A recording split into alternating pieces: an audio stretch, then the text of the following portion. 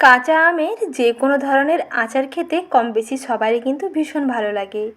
আর এই রকম যদি আচার বানিয়ে নেওয়া যায় খুব সহজে এবং অনেক দিন পর্যন্ত সংরক্ষণ করে খাওয়া যায়, যা খেতে এত দুর্দান্ত হয় এবং রেসিপি এত সহজ, দেখার পর যে কেউ বানাতে চাইবেন এবং বানিয়ে আপনি অনেক দিন পর্যন্ত স্টোর করেও খেতে পারবেন। সেই রকম একটা সহজ আচারের রেসিপি আজকে শেয়ার করব। নমস্কার বন্ধুরা, সাথী কিচেনের আবারও এক নতুন রেসিপিতে আপনাদের সকলকে স্বাগত জানাই। আজকের রেসিপিতে বানিয়ে দেখাবো কাঁচা আমের টকঝাল মিষ্টি মুখরোচক দারুণ লোভনীয় একটি সহজ আচারের রেসিপি। আজকে গুড় দিয়ে আচার বানাবো, তাই প্রথমে আমগুলোকে খোসা ছাড়িয়ে নিয়ে এইরকম লম্বা করে কেটে নিয়েছি।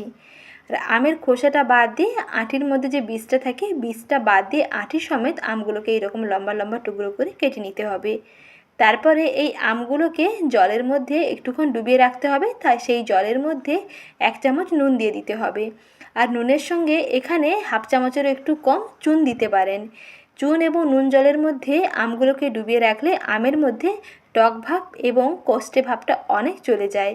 কোনো সময় মুরব্বা কিংবা মিষ্টি আচার বানাতে হলে এই লবণগোলা জলের মধ্যে 1 চিমটে চুন দিয়ে দিন, তাহলে দেখবেন আমের মধ্যে টক ভাবটা অনেকটাই চলে যাবে।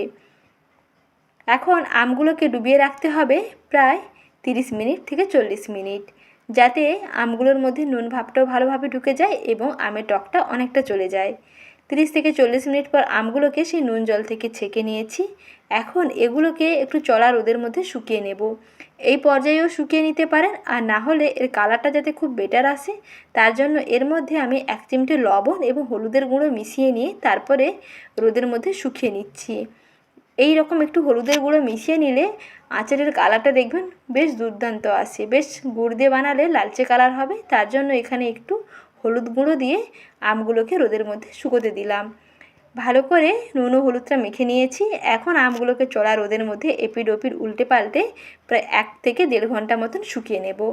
এর থেকে কিন্তু বেশি শুকনো করব না। আমগুলো বেশি শুকনো হয়ে গেলে কিন্তু আচারে আমগুলো বেশি শক্ত হয়ে যাবে, তাতে কিন্তু আচার একটুও খেতে ভালো লাগবে না। তাই আচারের আমগুলোকে 1 থেকে 1.5 ঘন্টা শুকাবেন। এপিড ওপিড করে শুকিয়ে নিলেই হবে। গায়ে যাতে জল ভাবটা না থাকে সেটা কিন্তু একটু দেখে নেবেন। এখন আচার বানিয়ে নেওয়ার জন্য কড়াইতে অল্প একটু সর্ষের তেল দিলাম। সর্ষের তেলের মধ্যে গোটা 5 ফোড়ন, শুকনো লঙ্কা এবং তেজপাতা ফোড়ন দিয়ে দিচ্ছি। ফোড়ন একটু ভেজে নিয়েই তারপরে সেই আমগুলোকে দিয়ে দেব। এখানে কিন্তু বেশি তেলের প্রয়োজন নেই, যেহেতু গুড় আম বানাবো বা গুড় দিয়ে আচারটা বানাবো, তাই তেল কিন্তু কম দিতে হবে। আমগুলোকে দিয়ে আবারও একটু মশলার সঙ্গে কষিয়ে নিয়ে তারপরে এর মধ্যে গুড় অ্যাড করছি।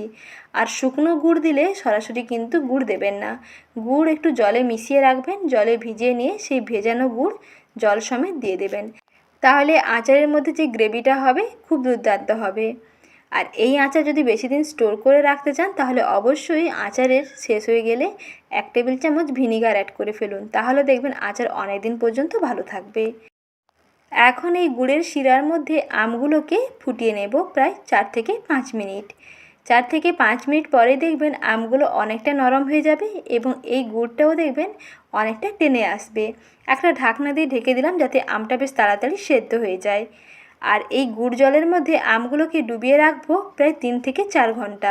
এই পর্যায়ে চুলার আঁচটা বন্ধ করে দিয়ে 3 থেকে 4 ঘন্টার জন্য রেখে দেবেন, তাহলে দেখবেন এই শিরাটা আমের মধ্যে বেশ ভালোভাবে ঢুকে যাবে। আমের মিষ্টি আচার বানাতে হলে এই পদ্ধতিতে বানিয়ে দেখুন, আচার একেবারে পারফেক্ট হবে।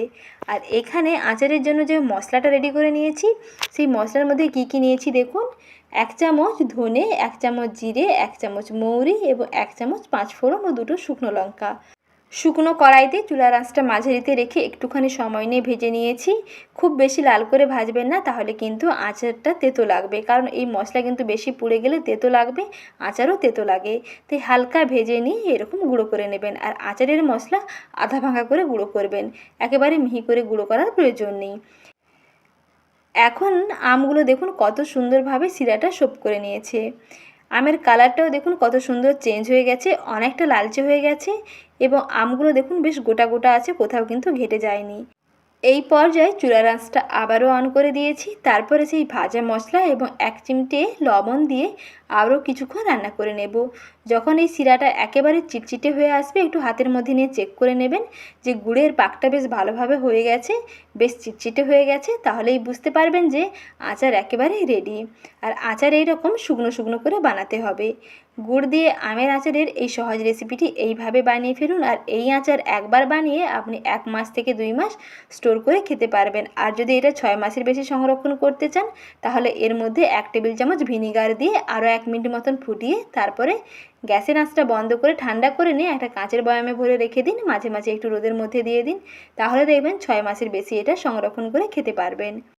আচারটা যখন এইরকম গা মাখা মাখা হয়ে যাবে, তখন চুলার আঁচটা বন্ধ করে দিন। তারপরে এইরকম একটু শুকনো শুকনো হলেই নামিয়ে ফেলুন টকঝাল মিষ্টি মুখরোচক চটপটা গুড় দিয়ে আমের আচার কিংবা গুড় আম। এর আগেও বিভিন্ন রকমের আচারের রেসিপি অলরেডি আমার চ্যানেলে দেওয়া আছে, চাইলে ওখান থেকে দেখে নিতে পারেন। বিভিন্ন রকমের আচারের সহজ সহজ রেসিপি শেয়ার করেছি। ভালো লেগে থাকলে ভিডিওটিতে বরাবরের মতন লাইক করবেন। আর আজকের রেসিপিতে শেয়ার করলাম গুড় দিয়ে আমের আচার কিংবা গুড় আম। এটাও খেতে ভীষণ দুর্দান্ত হয়। তাই রেসিপিগুলো ভালো লেগে থাকলে বরাবরের মতন লাইক, শেয়ার এবং চ্যানেল সাবস্ক্রাইব করে নেওয়ার অনুরোধ থাকলো। ভালো থাকবেন, সুস্থ থাকবেন। রেসিপি দেখার জন্য ধন্যবাদ।